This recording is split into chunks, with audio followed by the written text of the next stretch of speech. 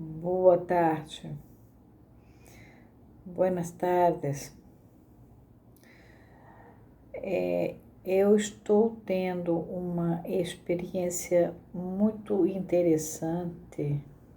Eu estou teniendo uma experiência muito interessante de falar com os colegas, os psicoanalistas de língua hispânica, de falar com os analistas de língua hispânica.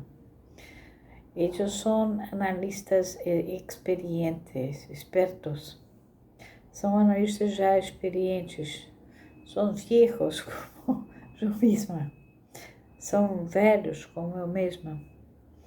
E nós outros estamos começando a cambiar nossas questões, nossas ideias, nossos estudos, nossas dúvidas, e nós podemos trocar nossas experiências, nossos estudos, nossas dúvidas. Quero agradecer a estes amigos e também aos brasileiros. Quero agradecer a esses amigos e também aos brasileiros. Os analistas brasileiros me han surpreendido. Os analistas brasileiros também me têm surpreendido com todas as contribuições que fazem em e-mail, assim como os hispânicos. Os brasileiros estão me surpreendendo com as contribuições que têm feito por e-mail, assim como também os hispânicos. Bom, nós vamos dar continuidade ao trabalho que fez Lacan, lembrando uma parte para poder chegar no parágrafo 181. O problema é o seguinte, ele parte lá atrás do ser para a morte do Heidegger e vai chegar no ser para a morte do próprio Empédocles. Ele vai falar que o desejo é bom lembrar que o desejo é intransitivo, mas o desejo, a criança, numa certa época, antes dela ter assumido o nascimento do simbólico nela, ela tem uma vivência de derelição, e até que ela assume esse simbólico. Quando ela assume esse simbólico, o outro, o outrinho, a pessoa que falta a ela, o pai, a mãe, quem cuida dela, esse cuidador não está. E ele passa, já que assumiu o simbólico, a representar isso, mesmo que ele ainda não tenha o domínio da língua, como o netinho de Freud, que dizia ó, ele não dizia for, ele dizia ó, dá. Ele passa a ter um domínio deste outro de quem ele depende e que vai embora e o abandona. E ele vai constituindo esse objeto como o seu próprio sofrimento. Então, o que ele começa a fazer? Um jogo com ele mesmo, que ele controla a ida desse objeto para fora, e esse objeto, ele então passa a expulsar o objeto. Então, o desejo dele volta, mas já volta como? Aí sim, ele tem desejo, diferente de um bichinho que a gente tem em casa. Ele tem desejo, o desejo é intransitivo, mas aí o desejo já passa a plugar com a vivência de essa compulsão, essa de repetição, que tem a ver com o quê? Com a pulsão de morte.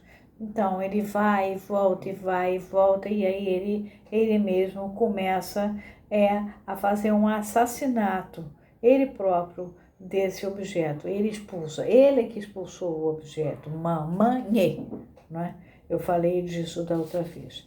A gente aqui tem a questão da morte e tem a questão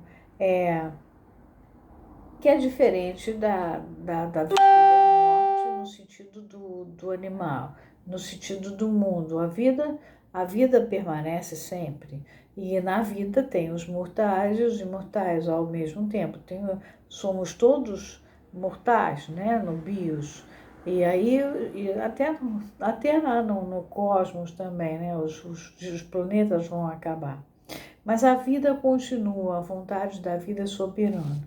E ela perdura. Mas no ser humano, naquele ser, ele começa a lidar com a questão da morte. Então ele mata, ele tira, ele bota para fora.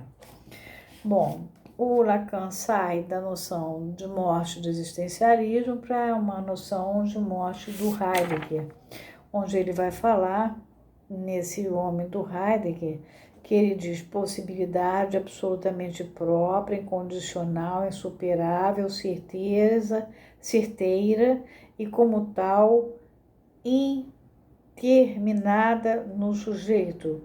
Indeterminada, quer dizer, do sujeito definido por sua historicidade.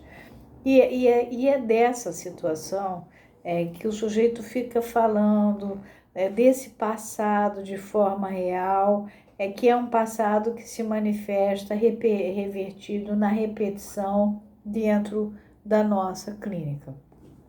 E é ele que vem.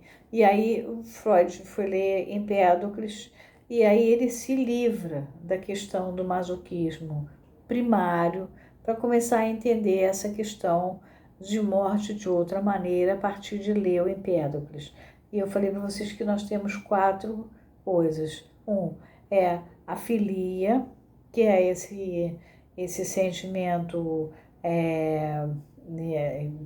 de amizade, de estar bem, e o nekos, que é o desagradável.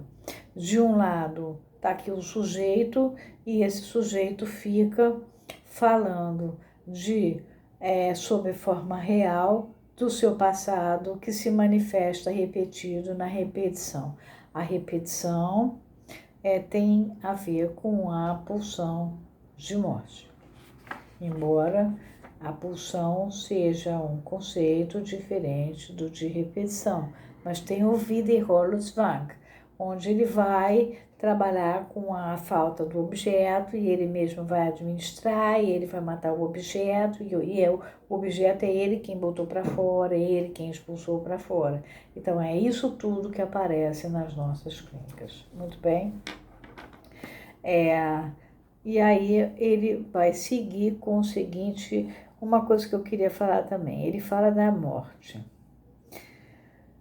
Ele vai falar assim, no 181. A liberdade do homem inscreve-se inteira no triângulo constitutivo da renúncia que ele impõe ao desejo do outro, pela ameaça da morte para o gozo dos frutos de sua servidão. Ele não vai mais servir ao outro. Qual outro? Aquele que abandonou ele, que explora ele, etc. Sacrifício consentido de sua vida pelas razões que dão à vida humana sua dimensão e pela renúncia suicida do vencido, que frustra da vitória o Senhor que ele deixa entregue à sua desumana solidão. Ele mata, mas ele mata também o analista, quando ele larga o analista e deixa o analista a pé.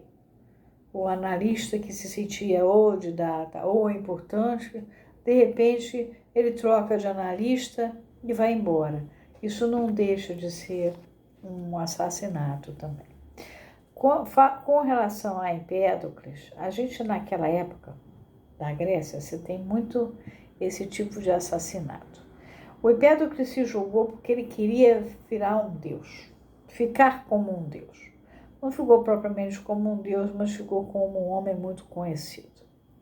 A gente tem o Sócrates. O Sócrates nessa época, quando ele teve o julgamento, porque ele tinha uma maneira de trabalhar que contradizia. Na verdade, ele tirava o lucro das outras escolas. Ele é julgado, e aí só cabe a ele tomar cicuta e morrer. Aí a mulher dele vai lá, leva os amigos dão um jeito para ele sair da prisão, fugido. Ele diz, para quê?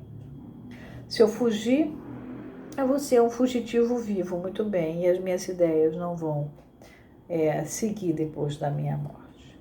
A gente tem também o caso da Safo. A Safo era uma mulher grega que entre o século VII, naquela época a homossexualidade era uma coisa comum, tá? Os homens, todo homem, até o Sócrates, foi um efebo de algum outro homem antes. Depois ele vai ficando velho e ele vai tendo o seu efebo, os garotinhos. No caso das mulheres, elas ficam com o cabelo comprido e elas têm uma vida bastante homossexual. Até que chega uma hora do casamento, elas cortam o cabelo e elas são preparadas. Preparar significa ensinar como é que elas vão transar, como é que é a relação no casamento, uma relação heterossexual. A Safo era uma das preparadoras de casamento para as mulheres. Ensinava tudo da sexualidade para as mulheres.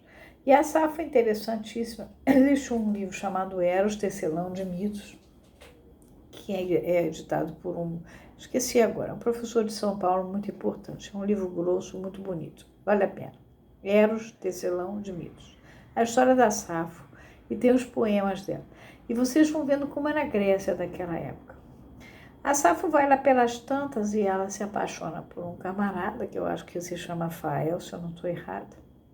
E esse camarada, ela diz que a Afrodite tirou o cara dela. Então ela vai se atirar do rochedo, porque, ou seja, ela vai de volta para a própria Afrodite, né? Que a Afrodite é a espuma do mar. E o outro quer ser Deus. O outro quer, de qualquer maneira, eles tentam controlar a morte dessa maneira. Por dizer que são um ser para a morte, não tem como, né? É diferente dos nossos suicidas mais comuns, mas é diferente só porque os nossos suicidas comuns são comuns. Se você olhar a história de cada um quis, de certa maneira, deixar uma marca na vida. Salvo um caso de esquizofrenia, onde ele perde a consciência e se atira, mas ele está completamente inconsciente. Mas esses que têm consciência do que estão fazendo, eles querem deixar... tem um presidente que diz que ele estava morrendo, né, para entrar na história. Na verdade, o que ele não queria era sair do Palácio do Catete e ir embora, que nem a Dilma deixou de ser presidente ou qualquer um. O trabalho dele que deixou ele na história foi que ele fez as leis trabalhistas, ele fez muita coisa pelo país, foi considerado o pai dos pobres, mas não porque foi suicida. Essa história aí não combina. Ele não quis, foi saído. E aí, o que ele fez? Ele fez esse mecanismo que a criança faz. Ela controla, ela então fica controlando o algoz dela. É a mesma coisa, tá? Bom, eu queria falar isso porque falam muito em suicídio. Suicídios são os vários suicídios. Tem o suicídio do deprimido que ele não suporta mais o horror que ele está vivendo, ele se mata para ver se acaba com aquilo. Você tem o suicídio desses camaradas que querem entrar para uma imortalidade, acabam caindo, né? A Safo caiu justamente na mão da Afrodite. Ou o Sócrates, se o Sócrates de fato não tivesse tomado a cicuta, porque ele fala, eu não queria me matar, não, né? Tá lá aquele bando de gente, mas eu não posso jogar fora minhas ideias. E são vários, esse sempre a morte ele é muito discutível, né? O próprio Freud fez um acerto com Max Schur, que quando chegasse no final do câncer, e o Max Schur aceitou, e está escrito isso, que desse a morfina para ele porque ele não queria continuar vivendo. É um suicídio? Não. Ele interrompeu a vida, mas ela já não era mais possível. Então, estão falando tanto de suicídio na rede que eu achei melhor falar antes que começassem a aparecer um monte de empédocles pulando aqui do Corcovado. Olha só, não é bem assim, tá? A gente tem que ver cada caso. Eu me lembro do Otton Bastos, que era um excelente psiquiatra, foi presidente da Associação Internacional de Psiquiatria. Num congresso, ele estava passando e ouviu uma mesa redonda absurda sobre o suicídio. Ele pegou, entrou, puxou uma cadeirinha, sentou na mesa redonda e começou a falar.